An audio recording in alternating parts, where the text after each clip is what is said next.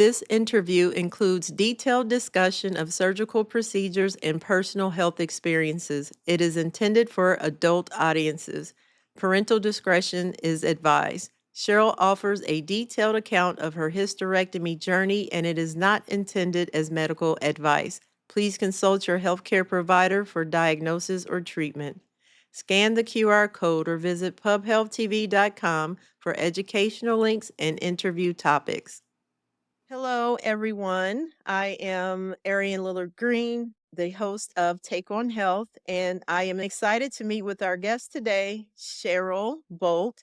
And Cheryl's here to talk to us about her experience having a hysterectomy.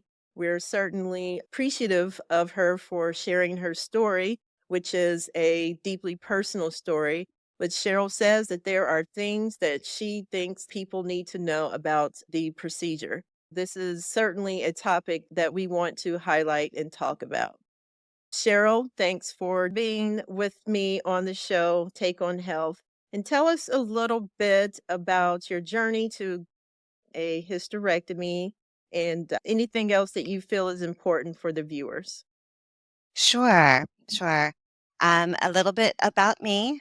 I am 56 years old, um, and I am now 15 months post-op from a full laparoscopic hysterectomy, total hysterectomy. I've had 3 children. One was born with forceps delivery, and 2 were C-section deliveries. That is important to know uh, because my uterus was adhered to my bladder with scar tissue. I found that out after my second C-section, where the doctor had to go in a different way and cut in a different area than my first C-section. So I had a hysterectomy 2 days before my 55th birthday. Leading up to it, I was very healthy. At age 53, I had an abnormal pap smear and was sent to a gynecologist. My regular primary care physician would do my annual pap smears for years. I didn't have a gynecologist that I went to. I went to the gynecologist. They did a pap and it still came back abnormal. So they wanted to do what's called a colposcopy. A colposcopy is where they scrape away cell tissue from your cervix. Rather than just doing a swab, they do a scrape of tissue to test. That came back with atypical squamous cells, which are precancerous cells.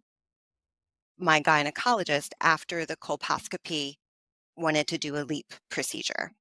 A LEEP is a loop electrosurgical excision procedure where they cut away part of the cervix, hopefully removing the tissue that has those atypical cells. So that's the first procedure. 3 months later, I went back for the follow-up, had another colposcopy, another scrape, and it came back that not all of the cells were removed and they'd actually increased.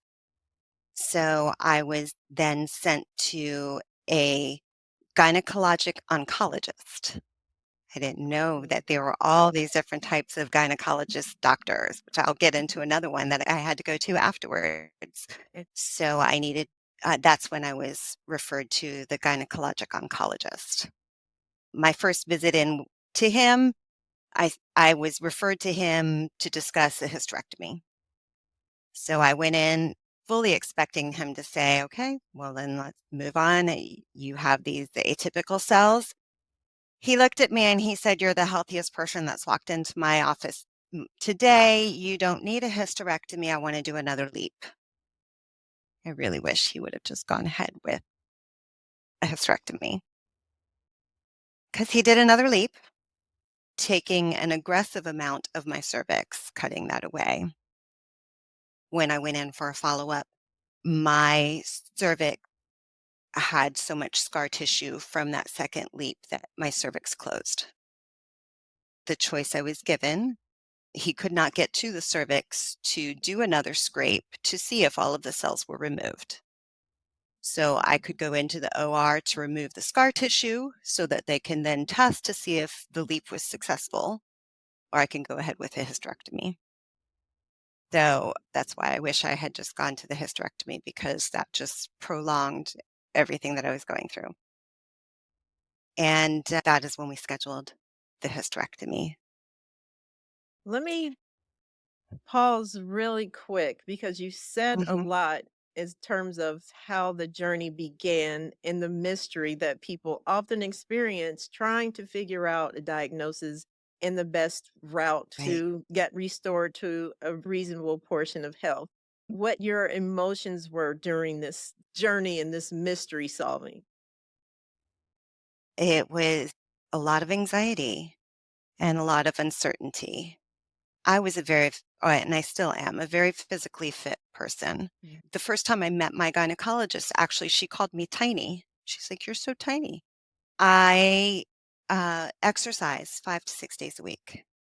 I had gotten to a place where I was very happy with my body after many years.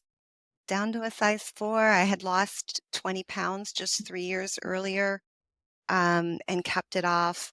I was anxious about how this would change my body.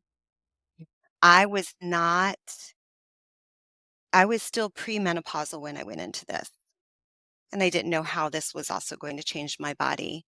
You are premenopausal until you have had 1 year without a period. That 1-year anniversary of not having a period is when you hit menopause, and then everything after that is postmenopausal. I was in the middle of that 1 year, so as far as I knew, I was not experiencing all of the menopausal symptoms. I've come to find out later I was experiencing a lot. But that's that's a whole menopause is a whole nother And discussion. I was anxious about how it would change my body. I was anxious about recovery, about getting back to being able to exercise at the level that I was exercising at. But there were lots of other things that I needed to know about that I was not told beforehand as okay. well. Yeah. And I can go more into that. One thing that I know after the fact is that I was not counseled enough about whether or not to keep my ovaries. There's different types of hysterectomies and what they take. They could just take the uterus and the fallopian tubes, leave the cervix, and leave the ovaries. They can take the uterus, fallopian tubes, and cervix, or they can take it all, including the ovaries. I have obviously needed the cervix removed because that's where the bad cells were.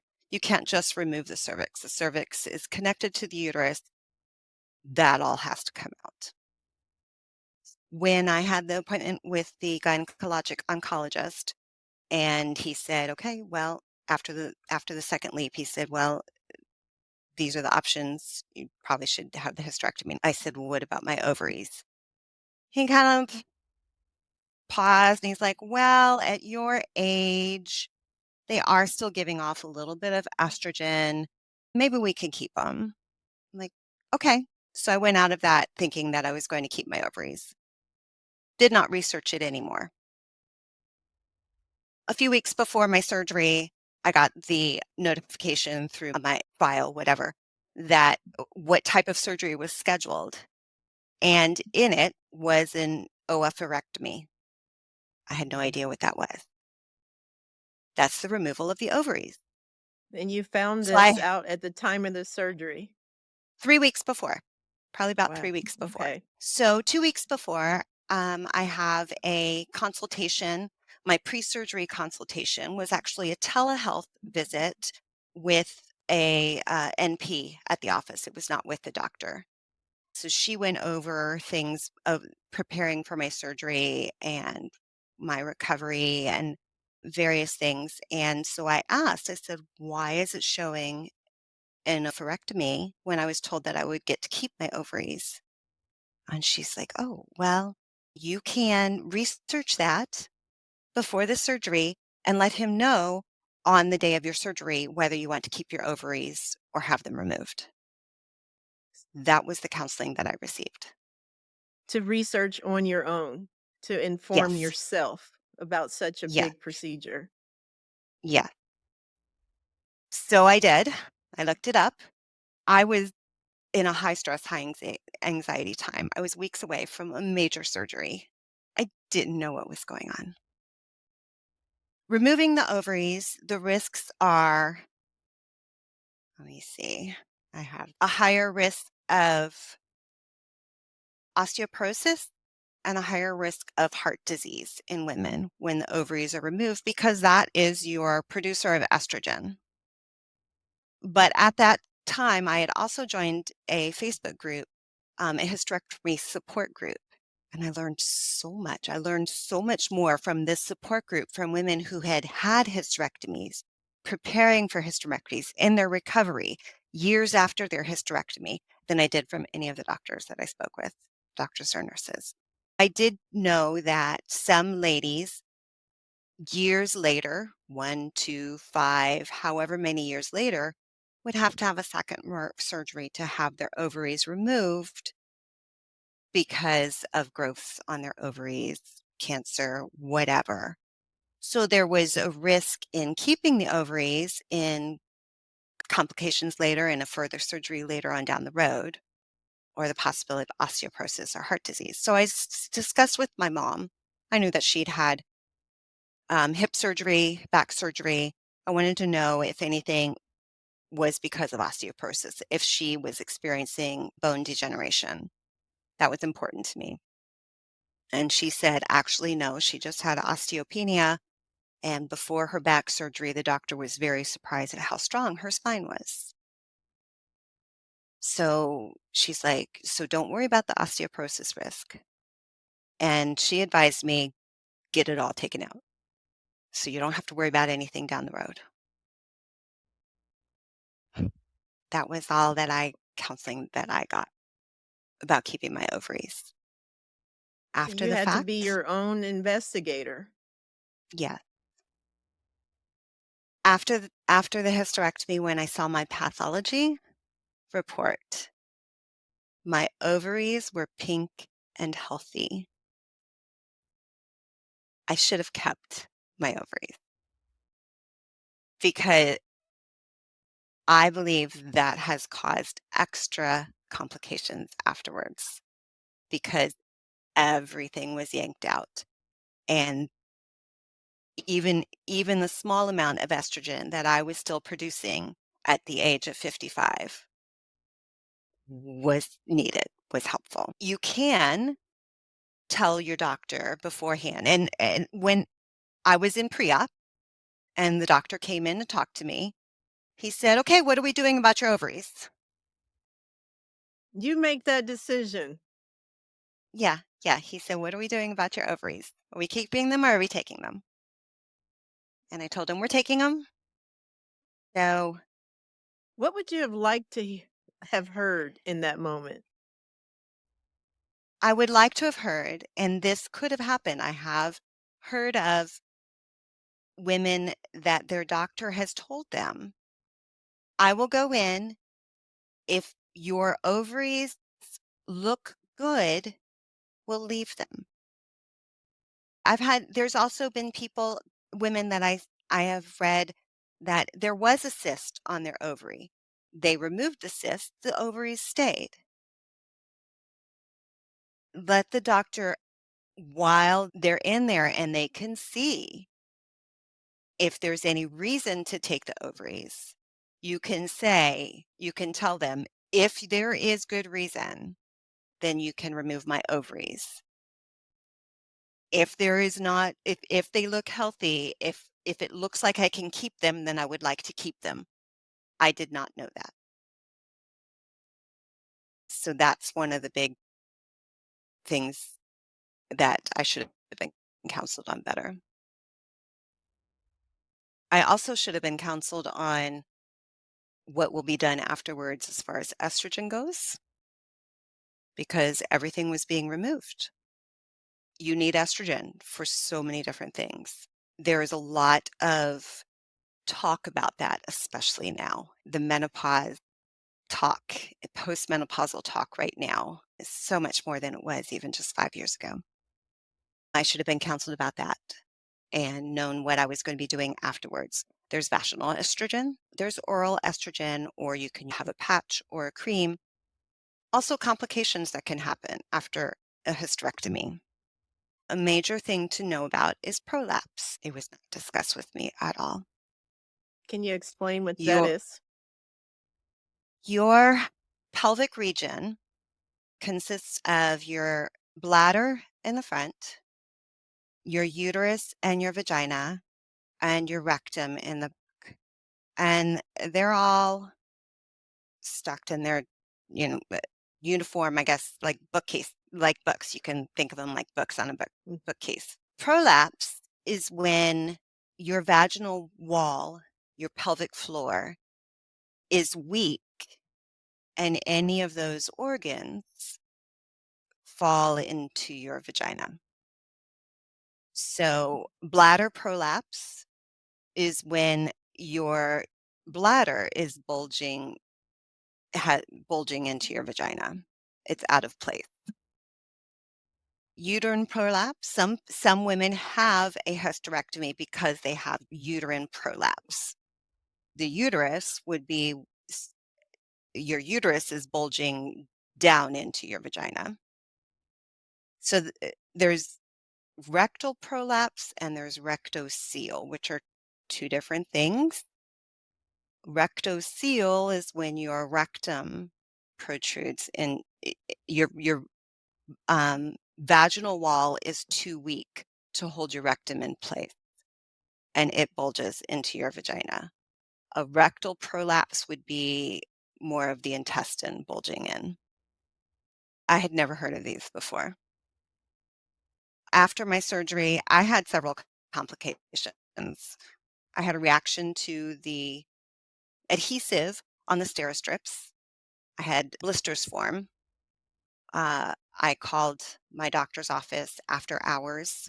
And mostly, this is another thing that I wasn't told, and most ladies don't know. You can call your doctor's office at any time, and on the recording is going to be instructions for after hour calls for a call center for a doctor to call you back. You need to know that after surgery. No one told me. I remembered from when I was, my children were younger, and I did that a couple of times with my pediatrician's office. So it was after hours, and I called. I I had a doctor call me back a half hour later, told me to get in the shower, remove those Steri-strips, and it was an allergic reaction. That was to loosen the adhesive to get the Steri-strip off. Um, You couldn't just like rip off I found out it was a bad allergic reaction when I went to an allergist in the past year, and I have an allergy to rubber, which can be in adhesives. And then I also had a fever. And